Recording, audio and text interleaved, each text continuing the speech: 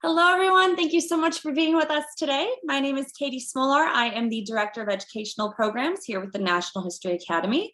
And today we are continuing our virtual tour through different sites and locations across the United States to learn more about its history. And today we're going to be learning more about Frederick Law Olmsted and the Olmsted 200s here with Dede Petri, who is the President and CEO of the National Association for Olmsted Parks and a managing partner of Olmsted 200s. Dede, thank you so much for being with us today.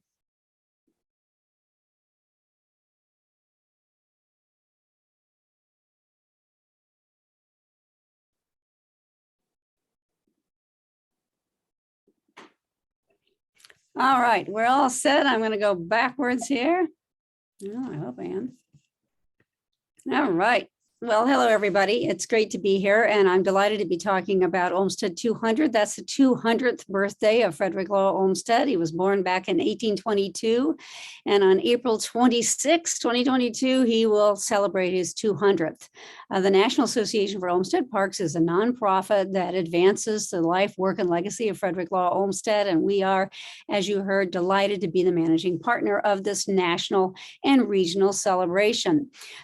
So as I say, it is the 200th birthday, and we're inviting everyone across the country to participate. We have events from coast to coast, virtual programs, tours, and more. And so I certainly hope all of you who are on this call today will take advantage of this bicentennial and to visit our website and learn more about Frederick Law Olmsted. So that's what we're going to do for the next few minutes. Take a look at this individual. He's well known for being the founder of American landscape architecture. Here are three pictures of him. Some people like to refer to the right picture as the Santa Claus photo, but it's a very nice one, and you can get a sense of this man. There is a biographer by the name of Charles Beveridge. He's literally dedicated his entire adult life to editing the papers of Frederick Law Olmsted. And the Olmsted firm, I should say, left over 1 million documents for 100 years of practicing. But Mr. Beveridge says that what Olmsted did was gather experiences. Some would say that he was a late bloomer. Some would say that he had no direction. What Beveridge says is he gathered experiences. So we're going to take a look at some of those. He never graduated from college. He dropped out of Yale. He tried work in a dry goods store, which his father had done, didn't like it. He was a scientific farmer, both in Connecticut and Long Island, which, as you can see here, it wasn't an economic success, but he learned a lot. He spent a year sailing to China. When he came back, he was so emaciated, his father didn't recognize him. He also published a magazine. So he tried a wide array of activities over a period of many years. And I think it's interesting. We can all take heart. It was not until he was 43 that he decided to devote himself fully to landscape architecture, which is why we know him today in particular. And it was a term which he made popular. So he was wandering and gathering experiences for many a year, and all of those came together in a remarkable amalgamation to create the visionary reformer that we know as Frederick Law Olmsted. We're going to start in 1850. I like to think of this as his aha moment. He left Staten Island, where he was farming. He had the opportunity to go for a tour in England and in Europe with some of his friends. He arrived in Liverpool, where he discovered Birkenhead Park. Birkenhead, turns out, was unusual because it was a public park. Before Birkenhead, there really were no public parks. Parks belonged to wealthy individuals. They were private assets, and the public, unless it were given special permission, typically did not have access to these private parks. But in Liverpool, here was Birkenhead Park, and Olmsted was immediately drawn to this beautiful space open to everyone from whatever background. And you can see some of his comments. 5 minutes of admiration, and I was ready to admit that in democratic America, there was nothing to be thought of as comparable with this people's garden. The poorest British peasant is as free to enjoy it in all its parts as the British Queen. So this is part of the evolution of Olmsted's thinking. He comes back eventually to America. He decides that parks parks for everyone is a remarkable democratic principle. And it first really dawns on him in 1850 when he visits Liverpool and England for the first time. Now, he later goes on to design hundreds of landscapes across the country. He's probably most famous for Central Park, but I'm looking at this and want everyone to look at this because this is Birkenhead. This is the design of Birkenhead. You can see these curvilinear paths. You can see clumps of scenery. You can see pastoral open areas. And these are all parts of landscape design, which Olmsted ultimately incorporates into his own design work. So we can, again, begin to see the influence of this trip on his later career. Now he comes back and he lives next to George Putnam, who happens to be a publisher, and Putnam encourages him to write something. So Olmsted writes his first book, Walks and Talks of an American Farmer in England, which is published 2 years after he gets back from Birkenhead, where he basically outlines his thinking and what he learned and what he saw. And it really starts to show us the process going on in his head about landscape architecture and how it can restore and revitalize the soul. One of my favorite biographers of Olmsted is Justin Martin. You can see his book here called Genius of Place. I highly recommend it. It's very readable. It's an easy read. And he says that Olmsted's middle name should have been Serendipity.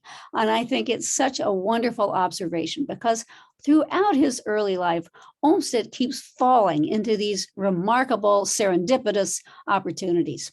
So after he writes his first book about his trip to England, it turns out that Henry Raymond, who is the first publisher of the New York Daily Times, sees it. And he decides he would like to employ Mr. Olmsted to become a roving reporter for the New York Daily Times. Now, most of us know the New York Daily Times. We call it the New York Times today. But in the 1850s, this was a startup newspaper. It was not well known. It was not known as the paper of record. And Mr. Raymond, the publisher, was really trying to put it on the map. So he invited Olmsted to go down to the South and to examine plantation life and slavery for the New York Daily Times. At that point in the 1850s, this is pre-Civil War, there were frankly not that many in the North or in England who had any hands-on personal experience with what was going on in the South of the United States. And so Olmsted is employed. He spends 14 months traveling through the South on horseback, on foot, on steamboats, you name it, he and his brother, and they travel from coast of Virginia into Texas over a period of time, and they send back to the New York Daily Times regular posts outlining what they are seeing in the South of the United States.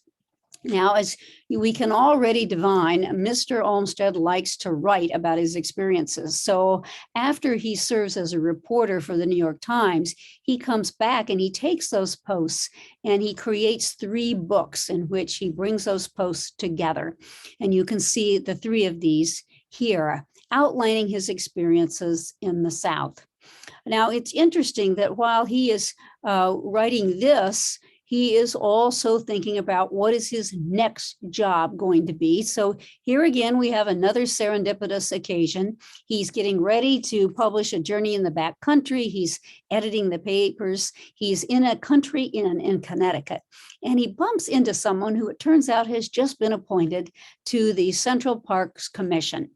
This is a group that have been made by the New York legislature. They have decided to have a commission in charge of Central Park, which is a park that city leaders have decided that they would like to create in the middle of New York City. And so he meets this commissioner, and the commissioner says, well, Mr. Olmsted, why don't you apply? We're looking for the superintendent of Central Park. Now, of course, Mr. Olmsted had never been the superintendent of a park, but he says to himself, well, I know how to write, I know how to administer, minister, and I have been a scientific farmer. So I think I'm right for the job. So he applies. And because he has made good friends in the literary community, writing these various books over a period of years, he is able to call on some of the greatest literati of the day to write a letter of recommendation. Washington Irving, whom we know well for his books, writes a letter of recommendation, and of course, it works. And so Olmsted becomes the first superintendent of Central Park. Now, as we look at this map, we're seeing Central Park and a design for it, but we have to remember that we're talking about 700 acres in the middle of Manhattan, in which there is virtually nothing. Central Park was not a park. It was created from scratch by Frederick Law Olmsted, and he starts out by being the superintendent in 1857. In just a year later, he applies to be the designer of Central Park. The city leaders have decided that they want to have a competition, and they are inviting various designs for the park. Olmsted and a man by the name of Calvert Vaux, who was a British architect, both worked together over a period of weeks, frantically putting together their design ideas, and they submitted in this competition. And the rest, as we like to say, is history. They are picked from among 33 applicants. I think it's somewhat delightful that they barely got their submission in on time. I know many of us always wait until the last minute to get our papers ready. Well, that's what they did here. They actually got to the location where they were supposed to submit their drawings, and the person who was receiving them had already gone home, and they had to slip it under the door in order to be considered. It was considered, and they won, and so they were able then to design Central Park, which we now know today. It's more than 857 acres in the middle of Manhattan, and here you can just see the design. This is called the Greensward Plan. This is the design that they presented to the Parks Commissioners, and this is the design that was approved and selected by them. And we saw that earlier plan of Birkenhead Park. Here you can see again the curvilinear pathways, the meadows, the clumps of scenery. So we can see that while Olmsted is gathering all these experiences, they are melding into his mind and finding their way out in these wonderfully creative ways. So while he's working on Central Park, a process that takes well over 15 years, he also manages to fit in some domestic activities. He marries the widowed sister-in-law. This is the wife of his brother who had died of tuberculosis, and they get married actually in Central Park. But we're going to switch right now from 1859 to 1861. And knowing that all of you love history, 1861 is a critical year in so many ways. This is the beginning of the Civil War. It is also the beginning of Olmsted's service as the first executive secretary of the U.S. Sanitary Commission. This is a precursor of the Red Cross. It was established to help Union soldiers and to provide aid and assistance to ensure their health and their well-being and good nutrition. And this is also the year that Olmsted publishes yet another book, Cotton Kingdom. So we're going to look at that first. Cotton Kingdom comes out in 1861, literally just as the Civil War is breaking out. And this is a compilation of the three books that we saw earlier that he had written after his trip to the South for the New York Times. Now, this book, as I say, is an abridgment of the earlier ones, and it is much more radical in its opposition to slavery and plantation life that he has seen in the South. When he was employed by the New York Times, he was asked to look at slavery from a dispassionate perspective, to analyze it as an economic system, its viability in terms of profitability, and that he did. He determined it was not an economically profitable system. But even more, he was struck by the violence and the degradation of plantation life. And while he knew that slaves were oppressed and that they were subject to violence and horrible treatment, what he had not realized until he went south and traveled undercover was how degraded the owners of the slaves were. And one of the conclusions of this Cotton Kingdom is basically to say that this system degrades everyone. It is a violent, it is a horrible, unsustainable, undemocratic system, and he calls for it to be eliminated. And you can see here his very powerful quote about arbitrary power destroying humane sensibility. Cotton Kingdom, which not only is published in the United States, but also in England, brings an almost scientific perspective to the analysis of slave life and plantation life. And here you can see this map that is developed, and the various colors indicate the amount of cotton that is being harvested on a regular basis. And in this particular legend, he points out that in every area, even those in which free individuals are living, that they are affected detrimentally by the slave system. Now, this book is one that I first read when I was in college, but I think it's a book that we don't credit and know as much about as we should. And so I wanted to share these three observations. John Stauffer is a current professor at Harvard who teaches about the Civil War, and he has credited Olmsted in this book, Cotton Kingdom, with providing the best account of life in the South pre-Civil War other than slave narratives.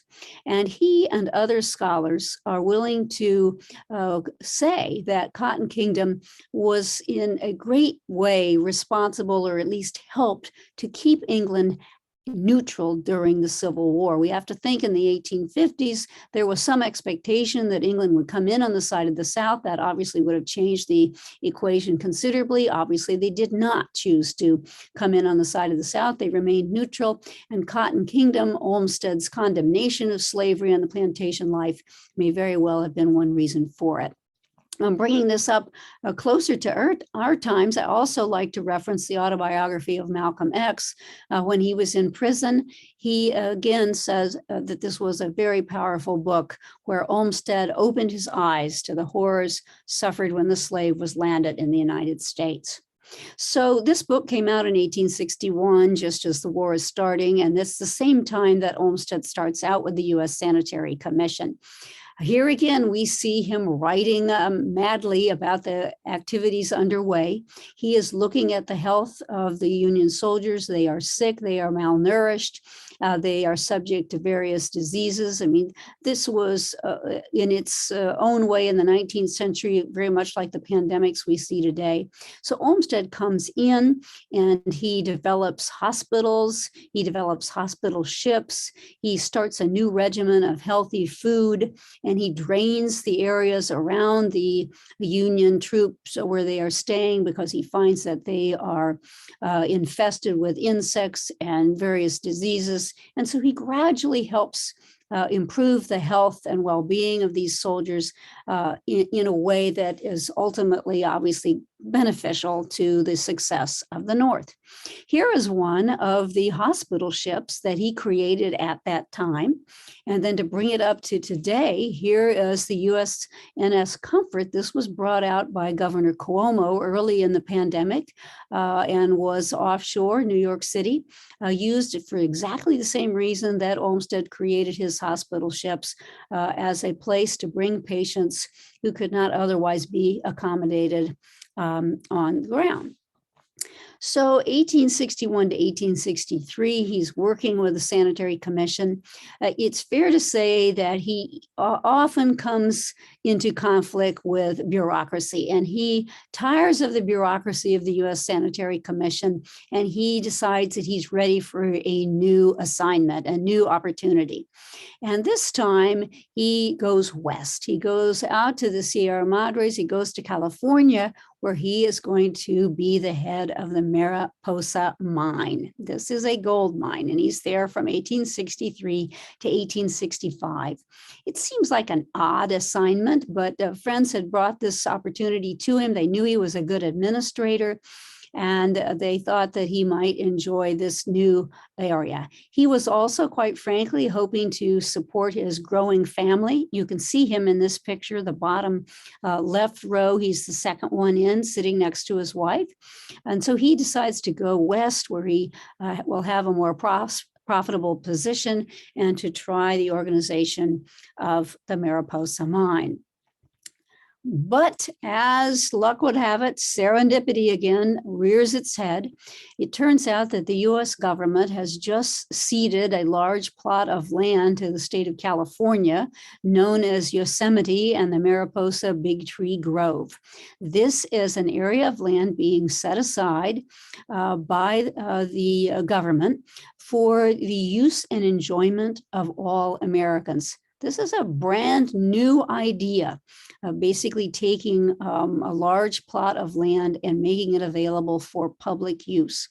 And because Olmsted happens to be in California, and because people hear he is there, they think that he's the perfect one to be put in charge of a commission that is charged with looking into the organization use of this space. And so again, Olmsted lucks out. He becomes the head of a commission which is responsible for examining Yosemite, and he writes a new report, this one called the 1865 Yosemite Report. What's interesting about this, and we don't give Mr. Olmsted credit for this, is he essentially is recommending the creation of a national park system. Now, 1865, we're coming to the end of the Civil War. He is out in the West. He's seeing terrain unlike any he's ever seen before. He's seeing these beautiful spaces which are threatened by commercial interests which are coming out and hoping to privatize these areas. And he, on behalf of the commission, writes a report which says it is a political duty of Republican, that's small r, Republican government, on the basis of equity, to set aside great public grounds for free enjoyment of the people. In other words, he wants to give access to parks as a fundamental entitlement of all Americans. Now, I like to focus on this because you'll see he uses the pursuit of happiness in this, guaranteeing its citizens the pursuit of happiness. This is a phrase from the Declaration of Independence, and Olmsted is invoking it now with the idea of a new right for Americans, this right being access to nature, enjoyment of public spaces for all people. And this is truly a revolutionary idea and really the beginning of the concept of a national park system. So from here, I just want to look briefly at some of our campaign goals. We are celebrating throughout the year 2022, but obviously we are interested in the long term. We want to celebrate the many achievements of Mr. Olmsted, which we've just been talking about, but we also want to think about the principles that he was espousing. Obviously, we know that he believed in the value of parks and open space, something that I think has been confirmed over the last 20 months as we've all faced the pandemic. He was very interested in the use of parks as a place to bring people together. When he wrote the 1865 Yosemite Report, he was struck by the deep divisions in America post-Civil War. And I think one of the goals of his recommendation to create these open spaces for all Americans was to find a way to bring people from all walks of life and all socioeconomic conditions together in these beautiful spaces where they could be restored, could treat each other with civility and kindness, and Olmsted hoped help unite the country after a deeply deadly and divisive war. So this is a national celebration that is possible because of 10 national organizations, which you see listed here. And I think it's interesting to note the American Public Health Association, as well as many landscape architecture organizations, are behind this celebration. We were particularly happy when APHA joined on because Olmsted was so critically interested in public health, whether it was the U.S. Sanitary Commission and working with the Union troops, or whether it was in the design of urban parks, making them a healthy place of respite, or even in the creation of a national park system where parks, again, could provide places for solace and relief. I hope all of you will take advantage of our celebration. We have a national website, olmsted200.org. You can see the homepage here, and you can see our very lively blog. We update news stories almost every week. Some of them are personal stories about how people have gotten to know Frederick Law Olmsted and why he matters to them. Others are about stories in various landscapes designed by Frederick Law Olmsted. We also have a national calendar. This again is updated almost every day. These are opportunities that are made available to you across the country. Tours in Olmsted Parks, virtual programs introducing you to aspects of Olmsted's life, parties in various parks. All of these you can find in our national calendar from now until the end of this year. And I urge you to visit it often and to take advantage of these activities, most of which are free of charge. We also have a newsletter that comes out on the 15th of every month called the Olmsted Insider. In each one of these, there is a spotlight on an Olmsted landscape around the country, as well as an opportunity to see events that are likely to be taking place in the following days. You can see some of the beautiful landscapes that are depicted here. And I should note that the Olmsted firm, not only Olmsted, but those who followed after him for a period of 100 years, did almost 6,000 landscape projects across the United States. So it's not surprising that there is one book that calls it Frederick Law Olmsted, Designing the American Landscape, because we can really, in fact, credit him and the firm for doing that. Here also is a beautiful exhibit that we've made available. You can find it online. It will introduce you to various aspects of Olmsted's life and career. And then certainly last but not least, we hope you'll follow us on social media and follow this link tree, which will take you to a wide array of resources. So with that, I want to thank you for joining me, and I hope you will celebrate with us for Olmsted 200 throughout the year. Dede, thank you so much. That was a remarkable presentation. We really appreciate you teaching us about them and being here with us today. And thank you. If you do have some time, we've got a few questions before you go. Sure. All right. So we have Ben and Anjali, two of our TAs with the National History Academy, who are going to be helping us out with that. Hi, great presentation. That was awesome. I think our first question here is, how did this nonprofit get started, and what's the organization like for remembering Olmsted? Okay, well, the National Association for Olmsted Parks got started back in 1980. And I think all of you on this call are going to be too young to remember what was happening then. But if you had visited New York City, and if you had gone to Central Park, you probably would not have gone in the park.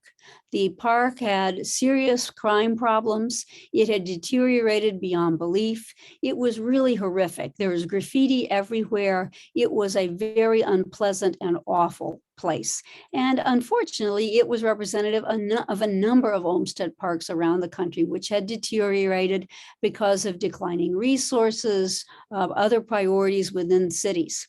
And so we were created to encourage the creation of friends groups and conservancies, which are largely private-public partnerships, to help out cities whose parks were declining. And the very first conservancy was the Central Park Conservancy. It was developed in conjunction with the New York City Parks Department, and it became a vehicle for raising private funding to help support the restoration and rehabilitation of Central Park. So we were created to help foster those kinds of groups. We fostered many in many cities, and we continue to work with them and other landscapes around the country, many of which have no staff other than volunteers and are really in need of a national organization that can help them with resources, education, and stewardship. Great, thank you. Another question we have, are there any architects in particular who were influenced by Olmsted's work? And if so, who? Well, there's a wonderful architect whom I highly recommend you all learn about. Laurie Olin, O-L-I-N is his name. He has his own firm in Philadelphia. He is a long-term fan of Frederick Law Olmsted and was definitely influenced by Olmsted. Now, what Laurie says is that almost all landscape architects are at least within 6 degrees of Frederick Law Olmsted, that they have all been inspired or influenced by him in some way. And I think to a certain extent that is very, very true. There would be no field of landscape architecture were it not for Frederick Law Olmsted, who essentially developed the profession, created the profession in the 1850s, and then developed a series of firms led by his sons and others, which continued for 60 years thereafter, and then spawned literally hundreds and hundreds of landscape architects around the country. There is a special group called the American Society of Landscape Architects. It's sort of a trade association for landscape architects.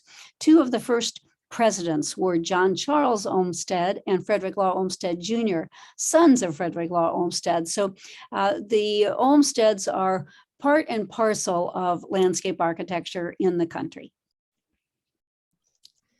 Awesome. It's a very broad influence.